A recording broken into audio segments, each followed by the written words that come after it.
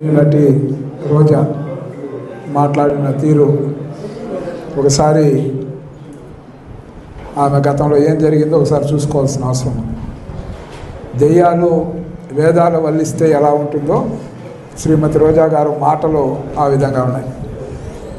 ఈరోజు ఆమె చెప్పిన పదప్రయోగం వాక్యాలు చూస్తే ముందు వాళ్ళ నాయకుడికి చెప్పాలని, జగన్మోహన్ రెడ్డి సతీ సమేతంగా ఎందుకు శ్రీవారికి బ్రహ్మోత్సవం రోజు వచ్చి పట్టు వస్త్రాలు సమర్పించలేదో ఆమె సమాధానం చెప్తే ఆ మాటలకు ఏదైనా వాల్యూ ఉంటుంది.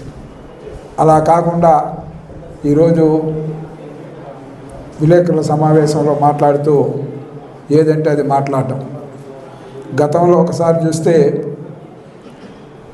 ఒక బీసీ నాయకుడిని నడి రోడ్డు పైన కత్తెత్తుకొని జై జగన్ అని చెప్పి గొంతు కోసిన రోజు ఆమె మంత్రిగా వ్యవహరిస్తూ ఉంది. ఇక్కడ ఆ రోజు చెప్పాలి మీ నాయకుడికి, ఒక ఎస్సీకి చెందిన వ్యక్తిని ఒక ఎమ్మెల్సీ చంపేసి డోర్ డెలివరీ ఇచ్చినప్పుడు అప్పుడు చెప్పాలి ఇలాంటి నీతులు. రాష్ట్రంలో రాక్షస పాలన అనే దానికన్నా కూడా ఇంకా పెద్ద పదప్రయోగం ఏదైనా ఉంటే చెప్పాల్సిన పరిస్థితులు గత 5 సంవత్సరాలు మీరు చేశారు. ఏ విధంగా రాష్ట్రంలో పరిపాలన అందించాడో జగన్మోహన్ రెడ్డి ఆ రోజు రోజా గారు కానీ చెప్పుంటే ఈరోజు ఆ మాటలకి అర్థం ఉండేది. ఈరోజు ఎవరు కూడా, ఇప్పుడు మేము కూడా ప్రొద్దున్నే లేచి మా ఇంట్లో పూజా కార్యక్రమాలు నిర్వహించి చాలామంది ఇంటిల్లి పార్టీ ఉగాది రోజు పండుగ చేసుకొని బయట వస్తాం కార్యక్రమాలకి. అది కూడా తెలియని వ్యక్తి ఏ విధంగా మంత్రి అయిపోయిందో, ఏ విధంగా ఎమ్మెల్యే అయిపోయిందో అర్థం కాదు. పండుగలు ఏ విధంగా చేసుకుంటారో కూడా తెలియని వ్యక్తి మాట్లాడటం చాలా విడ్డూరంగా ఉంది. ఇలాంటి కార్యక్రమాలు ప్రతినిత్యం కూడా బయట వస్తే ఎన్డీఏ కూటమి చంద్రబాబు నాయుడు గారిపైన, పవన్ కళ్యాణ్ గారిపైన, నారా లోకేష్ గారిపైన ఏ విధంగా వక్రీకరించి మాట్లాడడం, అబద్ధాలు చెప్తే మళ్ళీ వాళ్ళ పార్టీ బలోపేతం అవుతుందని ఆయన భావిస్తూ ఉన్నారేమో. కానీ 11 సీట్లకు పరిమితమై మిమ్మల్ని ఈ రాష్ట్రం నుండి చీకొట్టి పంపిస్తే మళ్ళా తెల్లవారే కొందికి తగుదినమ్మా అని చెప్పి శ్రీవారిని కేంద్ర బిందువుగా చేసుకొని ఏదంటే అది మాట్లాడతారు. ఇంకొక పక్క ఇంటిలోని వ్యక్తుల గురించి ఏ విధంగా మాట్లాడారో మనం చూసాం. ఎవరు కూడా రాజకీయ నాయకులున్నా ఇంకొకరున్నా రాజకీయ విమర్శలు సద్విమర్శలు ఒక పద్ధతి ప్రకారం మాట్లాడే పరిస్థితి మనం చూసాం.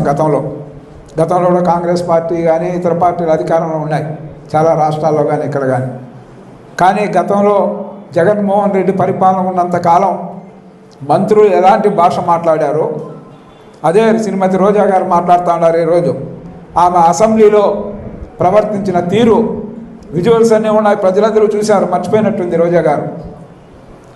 దేవాలయంగా భావించి అసెంబ్లీలో ఏ విధంగా ప్రవర్తించిందో రోజా చూసామా. ఈ విధంగా ప్రవర్తించి ఈరోజు తగుదనమ్మా అని చెప్పి నీతులు వల్లిస్తే ఎవరు జనాలు వినే పరిస్థితి ఉండదు. కాబట్టి ఏవైతే మా పండుగ కార్యక్రమాన్ని కూడా దృష్టిలో ఉంచుకొని ఆమె చేసిన ఈ యొక్క ప్రకటన వెంటనే కూడా క్షమాపణ చెప్పాలని తెలుగుదేశం పార్టీ పరంగా డిమాండ్ చేస్తూ ఉన్నాం. అదేవిధంగా చిత్తూరు జిల్లాలో అనేక అభివృద్ధి సంక్షేమ కార్యక్రమాలు ఏ విధంగా జరుగుతూ ఉన్నాయో ప్రజలందరూ చూస్తూ ఉన్నారు. కానీ కళ్ళు లేని కబోదిలాగా రోజా గారు కళ్ళుండి చూడలేదో మాకు అర్థం కావట్లే, చెవులుండి వినడం లేదో అర్థం కావట్లే. ఈ విధంగా అభివృద్ధి కార్యక్రమాల పరంపర కొనసాగుతూ ఉంటే కృష్ణా జలాలను తెచ్చి ఇవ్వడం కానీ, అదేవిధంగా ఈరోజు వాళ్ళ మంత్రి ఒక అతను నెల్లూరు మంత్రిగా ఉన్న ఒక అతను నీటిపారుదల శాఖ మంత్రి సవాల్ చేసినాడు అసెంబ్లీలో. వర్క్లే కంప్లీట్ చేయకుండా ప్రభుత్వం పీరియడ్ అయిపోయింది. మళ్ళా ఇప్పుడు కేంద్రం నుంచి నిధులు తీసుకొని పోలవరం ప్రాజెక్ట్ని పట్టాలు ఎక్కించి త్వరలోనే కూడా కంప్లీట్ చేసే విధంగా పనులు చేస్తూ ఉండేది మేము. ప్రతినిత్యం కూడా ప్రజా సంక్షేమం కోసం, ప్రజల కోసం అధికారం ఉన్నా ప్రతిపక్షంలో ఉన్నా ప్రతినిత్యం ప్రజా సంక్షేమం కోసం ప్రజల కోసం పాటుపడిన ఏకైక పార్టీ తెలుగుదేశం పార్టీ, ఏకైక నాయకుడు శ్రీ నారా చంద్రబాబు నాయుడు గారు. అదేవిధంగా నారా లోకేష్ గారు ఇచ్చిన అనేక, ఏ విధంగా మీరు మీ పరిపాలనలో పాదయాత్ర చేయాలంటే కూడా ఎలాంటి ఇబ్బందులు యువగలం పాదయాత్ర కల్పించారో ఒక్కసారి మననం చేసుకోమని శ్రీమతి రోజా గారికి చెప్తాను. ఈ సందర్భంగా అడుగడుగున ఏ విధంగా అడ్డుకున్నారు, మైక్ లాక్కున్నారు, స్టూల్ వేసుకొని నిలబడి మాట్లాడాలంటే అవ్వలేదు, అక్రమ కేసులు పెట్టేదానికి ప్రయత్నించారు. ఇంత దారుణంగా ఎప్పుడూ చిన్న మచ్చలేని నాయకుడు శ్రీ నారా చంద్రబాబు నాయుడు గారిపైన అరెస్టు చేసేటప్పుడు కూడా ఏ దీనిపైన అరెస్టు చేస్తూ ఉన్నారో చెప్పలేని దుస్థితి ఆ రోజు మనం చూసాం. అర్ధరాత్రి పోయి ఆయన అక్రమంగా అరెస్ట్ చేయడం.